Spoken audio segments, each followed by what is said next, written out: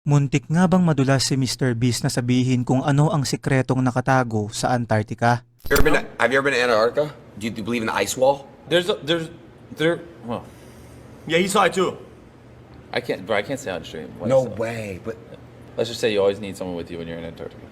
are you serious? Mga kaibigan, kapag usapang hiwaga at kababalaghan, isa ang Antarctica sa mga nasa taas ng listahan. Kamakailan nga lang ay sumikat ang clip na ito ni Mr. Beast habang nasa isang podcast kasama ng isa pang sikat na content creator na si Aiden Ross. Dito ay tinanong ni Aiden Ross si Mr. Beast kung naniniwala ba siya sa tinatawag na ice wall at makikitang pinigilan niya ang kanyang sarili na ibahagi kung anuman ang kanyang nalalaman. Para sa mga hindi nakakaalam, may isang teorya patungkol sa Antarctica na ito raw ay hindi totoong kontinente na matatagpuan sa ilalim ng ating mundo, kundi isa lamang malaking ice wall o harang sa orihinal na sukat ng ating planeta. Ayon sa teoryang ito, sa labas ng ice wall na yon ay meron pang iba't ibang mga lupa at isla at isang mas advanced na sibilisasyon na tinatago lamang nila mula sa publiko. Pinaghinalaang maaaring tinatago nila ito mula sa atin dahil sobra itong pinoprotektahan ng iba't ibang gobyerno sa ating mundo na dahilan upang hindi natin kailanman mapapatunayan ang teoryang ito.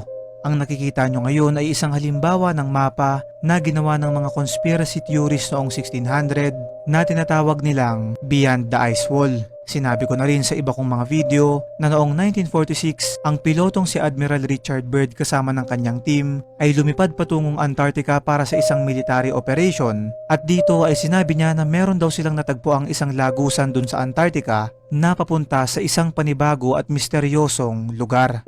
At pagkatapos ng kanilang misyon ay tila ba pinatahimik sila ng US government na wag nang pag-usapan kung anuman ang kanilang nakita at kinumpis ka rin nila ang kanyang private journal.